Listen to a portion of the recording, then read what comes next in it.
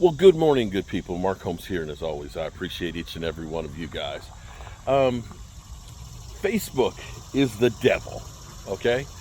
I'm here at the Red Brick House, and this place has taught me, and I've been doing woodworking and stuff since I was about 10 years old, putting on additions to my parents' house and doing woodworking and things.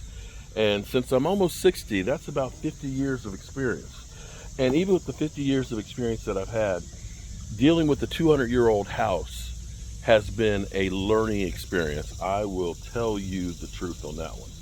The thing that is crazy is I don't know if people put posts out because they really are looking for help or if they're really there to troll to get crazy comments.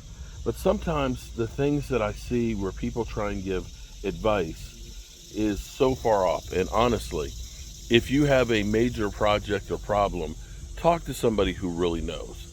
So I saw a post where a person had a house from the 1840s and the bricks were spalding. And that is that the brick face of them were kind of splitting and coming off. Now, there's a couple things you can do on it. If it's just a couple of bricks, and I'm sitting here because these are all bricks that were from the red brick house where we had to take out a chimney or they fell down in the chimney and things like that, and extra bricks that we have that we've used actually to repair the house. If you just have a couple of bricks that have spalded, Lime Works, which is up in Amish country in Pennsylvania, where actually I learned about doing lime plaster, they actually have brick repair mortar and stuff that you can go through and make the bricks look like the original one, to basically save the brick. And they'll teach you how to do that. It's a fantastic, you'll learn everything you need to know about working with lime, plaster, mortar, dealing with old bricks and everything else. The biggest problem people have is they try to use what we use today with old technology. Now see, these are bricks. These were handmade bricks, and literally they dug the dirt out here to get the clay, and they handmade them. In fact, there was a lawsuit right over here where the Plums used to have 3 brick kilns in the 1890s. Now this is the inside of one of these hand-fired bricks. The thing is depending on how close the bricks were to the fire is how hard the bricks will be. Now these bricks themselves, in comparison to modern bricks, are very, very soft and porous. In fact, if you're going to plaster or do mortar, you have got to wet the bricks and the plaster so that way as it dries, it will adhere to it. Now, to give you an example, this too is a brick.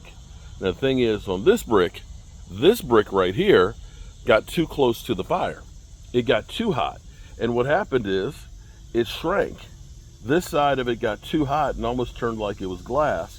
This side was cooler, and that's why it warped. Now, here's the problem that we had. When we got this red brick house, the city had owned it. And it had literally 2 sections in the front where the bricks had all completely crumbled and were out of the building. And people said the place has got to come down. It needs to be condemned. It's just there. It's in terrible shape. And that section was right here.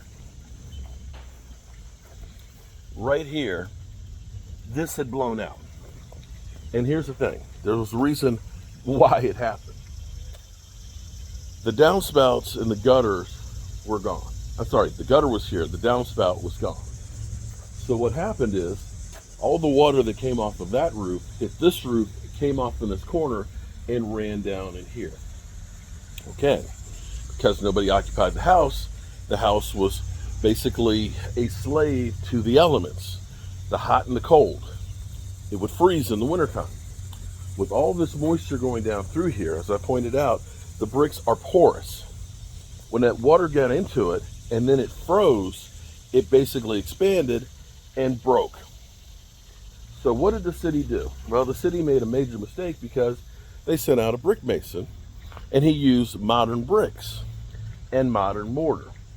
If you put in modern mortar and bricks, this lime is really more like almost like a plaster. It expands and contracts.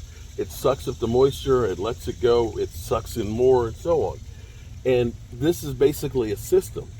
When you put those modern bricks that don't expand and contract in the same way, along with that hard mortar, when this goes to expand, it literally will explode.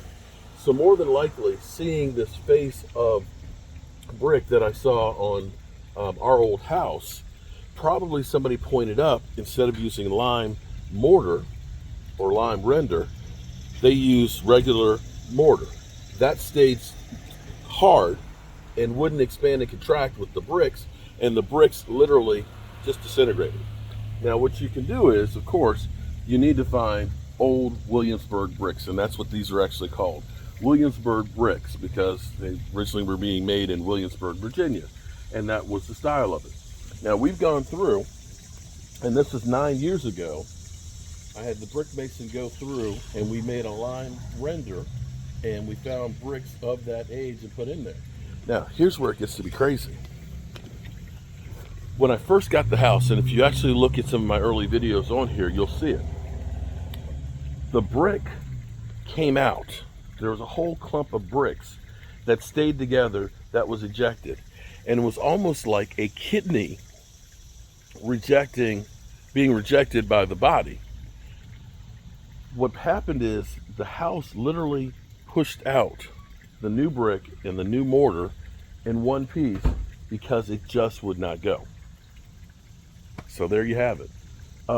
My big thing is don't take advice from people on Facebook, because a lot of people, sorry.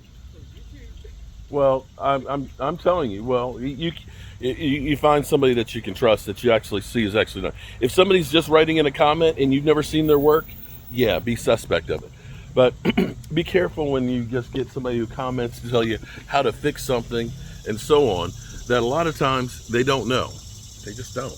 And I've had to go through and do the research and try and figure out how to go ahead and go about trying to save an old property. And trust me, I've got 50 years of experience in working on houses and construction, and I'm still learning.